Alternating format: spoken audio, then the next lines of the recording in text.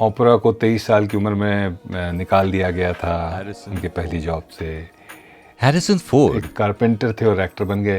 ये सब चीज़ें हमने सुनी हैं और ऑब्वियसली बड़ी इंस्पायरिंग सी चीज़ है।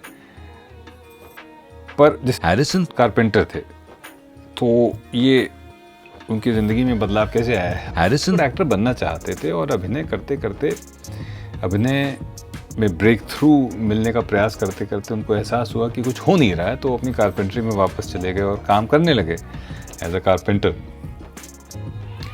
फिर कुछ ऐसा हुआ कि एक जगह से उनको कॉल आया जहाँ पर वो शख्स कोई दरवाज़ा उन्होंने बनाया था और वो दरवाज़ा लगाने के लिए हैरिसन फोर्ड की ज़रूरत थी। हैरिसन उन्होंने कहा ठीक है, एज अ कारपेंटर मैं ये काम कर दूंगा, लेकिन मैं रात में ये काम करूंगा क्योंकि मैं नहीं चाहता कि दिन में लोग मुझे देखें, क्योंकि वो फिल्म से जुड़ी कोई शख्सियत थी जिनके यहाँ वो काम करना था कि लोग मुझे देखें और ये कहें कि अरे ये तो कारपेंटर, ये तो अभिनय करने आया था। तो ठीक है, उन्होंने वो दरवाज़ा फिट किया और एक दिन सुबह काम ख़त्म करते करते सुबह हो गई, तो वो जब जा रहे थे तो उनकी मुलाकात किसी से हुई जो जिसके लिए वो ऑफिस बन रहा था उसको मेंटर कर रहे थे। उस शख्स का नाम था फ्रांसिस कोप्पोला और जिस शख्स को वो मेंटर कर रहे थे उनका नाम था जॉर्ज लूकस, जिन्होंने बनाई स्टार वॉर्स। कोप्पोला साहब ने हैरिसन को देखा, उनको रिकमेंड किया लूकस साहब को, लूकस साहब ने उन्हें कास्ट किया स्टार वॉर्स में और इस तरह से